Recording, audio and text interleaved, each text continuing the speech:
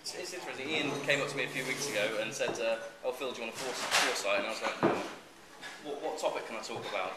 Nobody wants to hear about boring tax stuff, apart from me and Matthew. That's all we talk about." I thought, well, I'd been in business.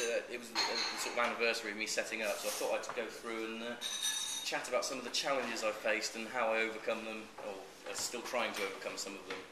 The first thing really is to explain perhaps why I decided to go self-employed. It's one of those things I've always sort of wanted to work for myself, without the burden of employers and things like that. So really, I was fed up of working for other people, being told what to do and things like that. There was a few other factors that sort of came into it that helped me make a decision.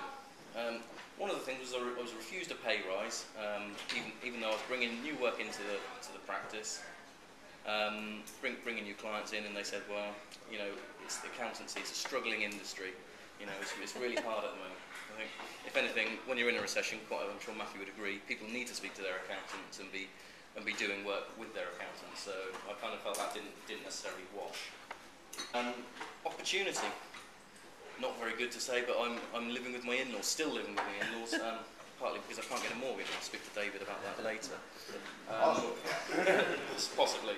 But it meant I had minimal expenses, so we're not paying huge amounts in rent and things like that. So it gave me a great chance to get going, get a business started without huge initial costs. Service-based industry, so again, not too expensive to set up. That can be a bit better. So really, in a way, I was quite lucky. Things sort of fell into place that meant I could do that.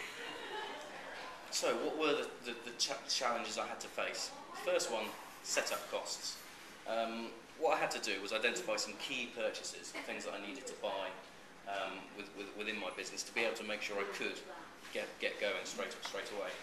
So I had to get things like practicing certificate, computers, website. This was something I identified as a key purchase, was to be able to have a website that was working for me and able to generate me business straight away. Account software so that we can produce our accounts and tax returns.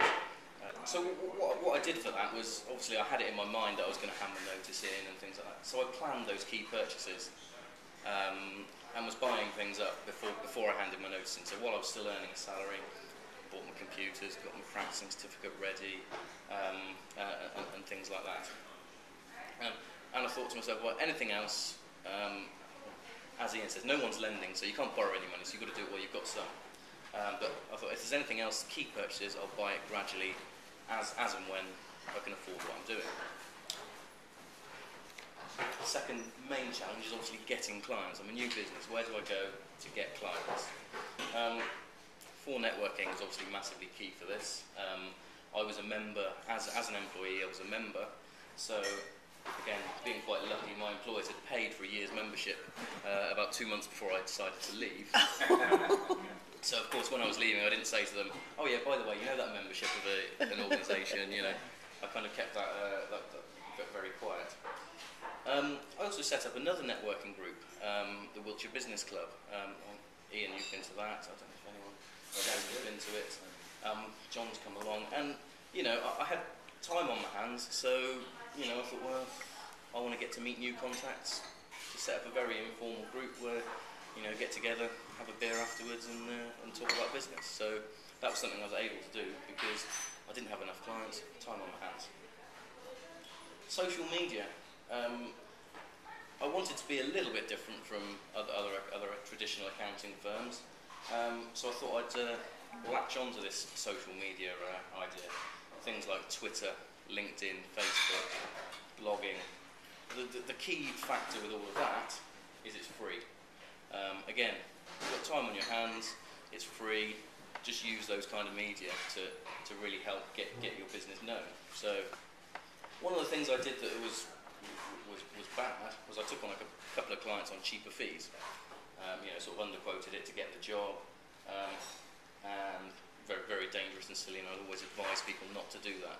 I think if anyone heard my last foresight, it was one of those things where I said, if you've got a price structure, stick to it and keep to it, because you'll benefit in the long run. Anyone else have problems when they were starting up with fees and things like that, and underquoting. Just starting out. Not just starting out. That's why I never get any work here, because Matt is always there. My big problem was accountants. That was the problem. Accountants, yeah, that's true. They're horrible, aren't they? Horrible people. I do agree with the underquote. Next biggest challenge was working from home. Anyone else here work from home? Yeah. We've got a house, like I said, I live with my in-laws, so, got a big enough house, but lots of people within it. We've got dogs, I've got 2 children, you get the postman coming around knocking on the door, grandparents coming in because they live around the corner and things like that. You then get your wife phoning out, can you go and do the shopping? Can you put the washing out? Put the oven on at 4 o'clock to get the dinner ready and stuff like that. Aren't you a good husband? Initially, not so bad. I was just saying to Julie about the difference between this year and last year with the summer holidays for my 5-year-old boy. Now, last year was great. I had a bit more time, so I could spend a lot of time sort of looking after him and things like that. This year, the summer holidays, you realise how much it can knock out of your business if you're the person who has to look after those children for 6 weeks. So that's a really big sort of challenge to think about. And next year, we'll have to have a look at it and see what we do, because really it was me that was doing all the looking after while my wife went off to work. How I kind of overcame that, well, I had to stand firm in terms of where you put the washing out and stuff like that, and just say, look, I am employed. I'm not unemployed, I'm self-employed. Big difference. But the reality is I haven't really overcome this yet. Try to do that. Some of the other things with working from home, I initially started off with, I'll use the home telephone, I'll give that out as my number, people can phone me out. And then you realise that obviously you've got my mother-in-law answering, my wife answering, my 4-year-old at the time child answering, oh hello, can I speak to Phil please? Is it a tax query? So to overcome that, obviously, to start using things like Skype and voice over internet, getting a virtual number and transferring that to my computer and things like that, just so you've got a proper landline presence. The other key issue is space. I've got a house, and I started off in the corner of the living room thinking, I've got my little desk here, a couple of files, that's all I need. But really, it's nowhere near enough space. And also in the living room, got Sky Sports News, watch the cricket, but it's also a distraction. So what I had to do was get a glorified shed, a cabin built out in the garden, which had fully kitted out with sort of electricity and desks and things like that. So I've got a proper working space, so I can get out of the house, away from the dogs, away from any distractions, and just go there and work. But obviously, one of the key things as working from home is you're with yourself. You've got no one to talk to. So I just got out a lot. I've always said I sort of go and see my clients and things like that. So that's what I did. I went out and spoke to contacts, as well as using things like the forum as well, just to keep communication with people going and not sort of get that cabin fever type scenario. Just to quickly summarise, if you're going to set up on your own, or if you're all doing, obviously planning is key. So make sure you get things sorted, like what you need to invest in initially. If you're going to be working from home, consider those kind of issues and try and get around them as early as possible. That will help you run your business much more efficiently.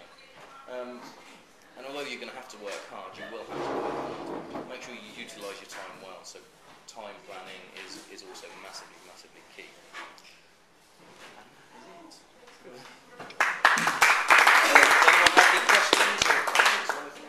Have you found any particular disadvantages in terms of perception of you as a business working from home, or has that been? I don't think so, because for me, without saying too much, I've always been open and honest about that I use a call answering service and that I work from home. So if I've got a new client who wants to come and see me, I tell them that it is me. I work from home.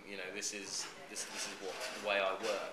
And if that puts someone off and they'd rather go and use a larger firm, maybe for whatever reason, then that's fine. I personally tend to work more with self-employed people, so small one-man operators anyway. So for me, that gives the benefit to them that they're in the same position as I am. How did you find was the most successful approach to getting new customers? 4N, to be quite blunt. The majority of my customers came through 4N, not just people sort of in the room I was seeing and talking to, but they would then recommend me to other people. And if you go on to like 4N forum now, you'll find if there's a post or something saying, you know, do you need an accountant, my name gets mentioned on it. So I've managed to build a presence within this network to help with that.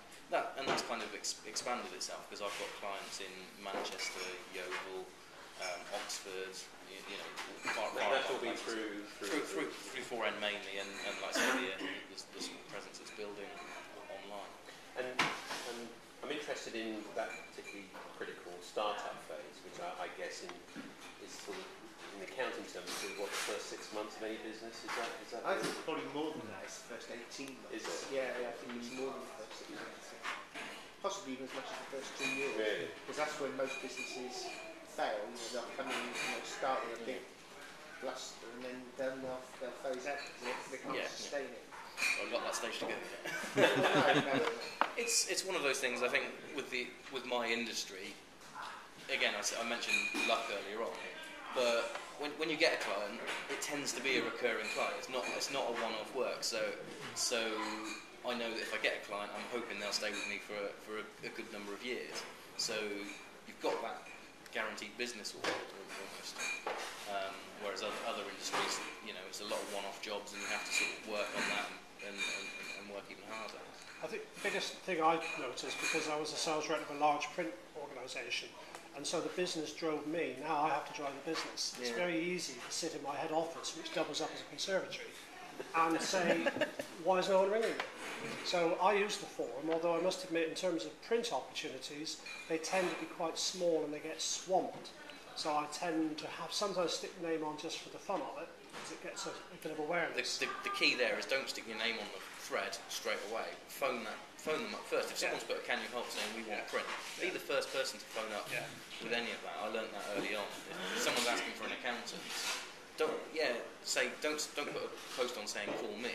Call them, because that's the way you'll get the business. If you're the first person in there, and call them up, you'll 9 times out of 10 win the business. The thing I hadn't mentioned in my challenges going forward is something like my customer relationship management. And what I found, again, using 4N and the forum, is because most of my clients are within this network, I'm seeing them, and I'm able to turn around and say, oh, how are you doing, how's business? You know, without having to make the once every 3 month phone call out of the blue just asking how you're going, which is, you know, I'm sure you've had it sort of recommended to do to keep on top with your customers. So I'm able to keep a good relationship. But that's, like I say, one of the challenges for the future, because I've got recurring clients, is trying to manage the relationship with all of them and making that work. Okay, Phil, I'm going to have to catch up with that. No worries. Thank you very much. Thank you.